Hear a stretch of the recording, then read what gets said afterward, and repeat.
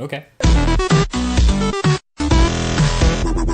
Hey, what is up guys? I'm KBHD here, and this is not the first iPhone 5S review, and it probably won't be the last, but sometimes when you use the device for a while, longer than the typical review period for tech reviewers, you get a little bit of a better sense of what you like the device for and what you don't like it for, and just a little tidbits and quirks about it, and overall a general idea of how well you like to use it. And that's exactly what this video is about. This is an iPhone 5S review from the perspective of a person who uses a lot of Google services. I've done videos about iOS before.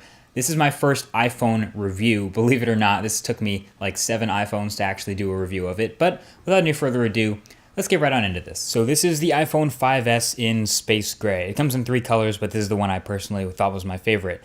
It's just as familiar as the rest of the iPhones out there. It's running iOS 7, it has that familiar array of icons like every other iPhone, and it's just as small. In fact, let me start by saying that yes, I'm aware that the iPhone looks very small in my hands, and that's because it is small in my hands. The Samsung Galaxy Note 3 is a phone I've carried for a while now, and it feels pretty natural for me to hold, but it's a bigger than average phone for most people, and it has a 5.7-inch display.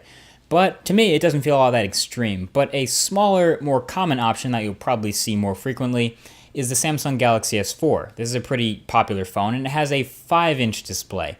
And it has that same general look to it as the Galaxy Note 3, but it takes up less space and involves reaching to the corners a bit less. But even smaller than that is the Moto X. This is one of my favorite devices right now, and it's very compact. It stuffs a 4.7-inch display into a body that's not that much bigger than the iPhone, so I can grip the whole thing. But even this phone starts to look big when you compare it to the iPhone 5S. This phone has a 4-inch display, so it's easily the smallest of the displays on any flagship by any company right now, but it's also one of the most compact mobile devices, period, which is something that Apple's really proud of in this phone. And I don't blame them. The device is really light, really easy to hold, and people can reach all 4 corners of the display with one hand, although I think people could do that on a 4.5-inch display too. But this is also one of the most fragile feeling phones out there. It's not actually fragile. It's really extremely well built. It's made out of premium materials like the HTC One. It's got metal in there. It's very tightly put together. There's no creaking or any twisting or anything like that. But the lack of any curves, plus the glass on the back, like the Nexus 4, make it feel like I better not drop this device. Like if I dropped it from a few inches up, it feels like it's very delicate and vulnerable to scratches, like I should be putting a case on it or something. Now there are a couple of things about the battery in this device. It's, like we said, a 1,570 milliamp hour battery, and that measurement is pretty small. In fact, this entire iPhone is about the same size as the Galaxy Note 3 battery, which is over 3,000 milliamp hours. So with this having half the battery size as a Note 3, has its pros and has its cons. One of the important pros is that it charges very quickly. I'd like to say it charges lightning fast. But the cons are immediately that the battery doesn't last quite as long as any other smartphone out there with a larger battery. Now, standby times are excellent on the iPhone. I could go to sleep with an iPhone at 100% battery, not charge it, and it would wake up with 97% battery. That's pretty good. An Android device with a similar size battery might be at 80% when you wake up. So that's pretty good that iOS takes good advantage of what it thinks you should be closing in the background when you're sleeping. But it doesn't have the best battery life during actual use. In fact, it's not even quite as good as the iPhone 5. I'd say maybe 5% worse than the iPhone 5. But it's about the same battery life as you'd expect from an iPhone. So if you're coming from a previous generation iPhone, you won't find too many surprises here with the battery life. Everything else about the hardware, though, is very well crafted. We saw this in the iPhone 5, too. It's solid aluminum on the sides and the back. It has awesome buttons that are precisely crafted so that they don't wobble at all, which is nice. Plus, they have the laser etchings to indicate volume up and down. The chamfered edges are angled ever so slightly inwards. The headphone jack and the lightning port are on the bottom with the precisely milled speaker grill holes. I mean, I don't think it's just about how all of this is in such a small package that makes it a little difficult to appreciate it all, which is why I think the HTC One still feels just as good in the hand. Now, the speakers on the bottom of the iPhone are one of the more interesting parts of it.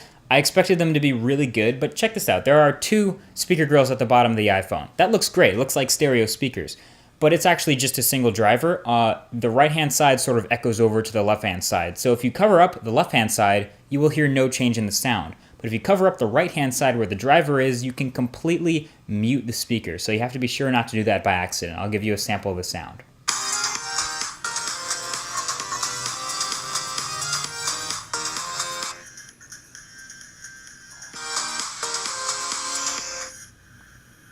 Completely muted.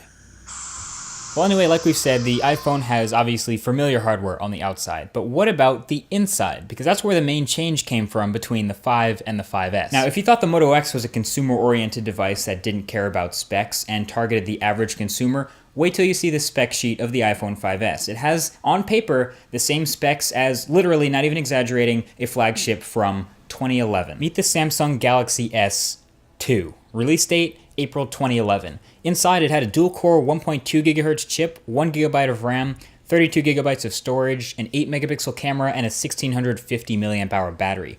Now meet the iPhone 5S. Release date, a couple weeks ago. It has a dual-core 1.3 GHz chip, 1 GB of RAM, 32 GB of storage, an 8-megapixel camera, and a 1570 mAh battery.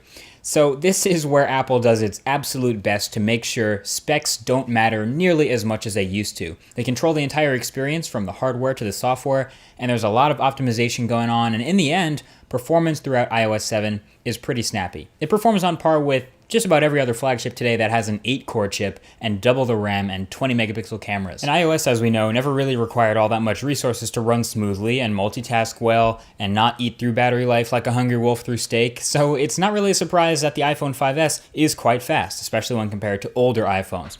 But how is iOS 7? Well, for me, I actually like the look of iOS 7, at least a lot of it, but its functionality is still exactly the same as iOS 6. It's essentially a layer of gloss over the top, a visual overhaul, if you will. The motto here is you'll probably like it or learn to like it, but if you don't, too bad. Because you just can't change things. You still can't customize a lot of the things that I'm used to being able to customize out of the box on something like an Android phone. In iOS 7, you'll probably like most of the new icons, but if you don't like one, or two, or several, too bad. You might like the new keyboard, but if you don't, too bad. You might love the new stock lock screen or the new dialer or all the new stock applications, but if you don't, too bad. My biggest gripe with iOS 7 was actually the animation. So every time I unlock the iPhone 5S, there's this new animation in iOS 7 that takes a solid half a second before it lets me do anything on the home screen, and I don't like that at all.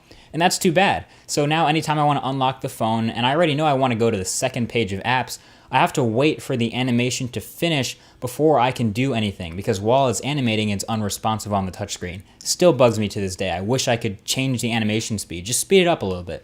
There's also a lot of weird little bits of fragmentation, like with the keyboard, for example, where if the app you're using isn't updated for iOS 7, it doesn't get to use Apple's new keyboard. It'll use the old iOS 7 looking keyboard, which creates a bit of visual inconsistency, and that will, I guess, be a bit of a mess until app developers get on the case and update their apps for the new OS. But overall, yeah, I like the look of a lot of iOS 7. I think it's quite nice in a lot of areas that aren't the icons on the home screen, but the functionality I still have problems with, and those still remain, and that's too bad. Now, outside of this, of course, iOS is still a great choice for a lot of people, and that obviously won't change. I mean, 10 million people bought this phone the first weekend it was available, so it's clear that people love it and want it. As a Google service user with stuff, like Gmail, Google Drive, Google Calendar, tasks, etc., you can get most of the core stuff you need and get away with it from the App Store, so the situation is really not that bad at all. And then there are, of course, the few fringe benefits of the iPhone, like Touch ID, for example, which is the name for the fancy fingerprint sensor in the home button of the iPhone. Lets you unlock your phone or authenticate your iTunes purchases, and you can register up to 10 fingers. Of course, people have also found great ways to register things other than fingers, like their toes, their pets' toes, and even other body parts. But it's a cool feature. It works pretty well, pretty accurately most of the time. Just note that every time you restart your phone, you'll have to re-enter your whole iTunes password before using Touch ID in the App Store again. Another thing that's great about the iPhone is the camera experience. The camera experience, in my opinion, is made up of two different parts. It's the quality and the control. And there's a little bit of a scale, I'd say, between 1 and 10 for quality and between 1 and 10 for control. A lot of devices that have 10 out of 10 for quality, like the Lumia 1020, for example, you can't just give it to a random person on the street and ask them to take a great photo with it. They'll probably have a little bit of difficulty. But if you get a really, really easy to use camera, chances are it's not going to take great photos. So the iPhone strikes a nice balance because on the scale of 1 to 10 for quality, it's around an 8. And on the scale of 1 to 10 for control, it's pretty simple, but it's an easy-to-use app, so that's another 8 out of 10. And I think that is what makes it a very likable camera. You can just open it with a swipe up from the shortcut in the corner and immediately begin to take pictures. I would characterize the camera on the back of the iPhone 5S as a very fast camera in a bunch of different ways. Fast number 1 because it's very fast to take photos and to process shots. Fast number 2 because taking HDRs is very quick, so you don't have to have a necessarily still subject. Fast number 3 because the aperture itself is very fast, it's wide open. I believe it's f2.0 or 2.2, which can be a little bit softer than the iPhone 5, but still is plenty fast and great for low light. And again, fast because of the video modes in here. You can take really fast 120 frames per second video and then slow it down to 30 frames per second to get this awesome smooth slow motion effect. So this is a very fast camera. What I most enjoyed about shooting with the 5S's camera though was the low light capabilities. This thing can essentially see in the dark where a lot of the other camera phones I've used fall short.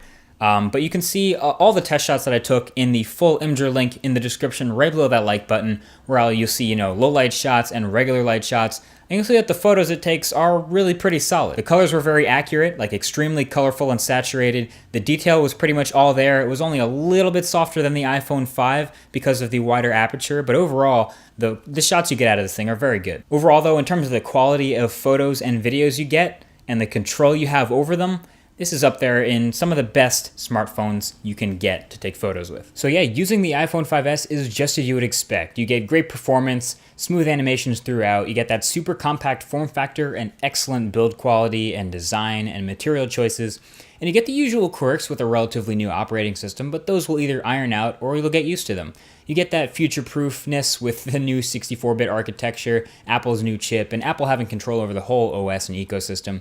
And you have a very reliable device that almost always works exactly as you'd expect it to. Even if you don't like the way it does something, you can be confident that it'll do it that way every single time until you get used to it. It's a very familiar device for a lot of people, and probably isn't worth rushing to upgrade to if you're coming from an iPhone 5, but for many other older iPhone, it's a great choice for all it's worth. So at the end of the day, there are some things that I really like about the iPhone, and some things that I really don't like, obviously, about the iPhone, that a lot of other people will probably agree with. The display is one of the most polarizing things to me. I love the quality of the display, I just wish it was bigger. And there are a lot of things that I like about the build. It's a beautifully crafted device. It's just a little bit too small and feels a little bit fragile, even though it is, in fact, really sturdy, no creaking or bending at all. So there are some polarizing things about it. At the end of the day, though, I'm not a big iOS user. If you want to see a full dedicated iOS review or sort of a video on just me and iOS, feel free to leave a comment below or a thumbs up if you want to see something like that. But either way, this has been it. This is the iPhone 5S in space gray. Thank you for watching the review, and I'll talk to you guys in the next video. Peace.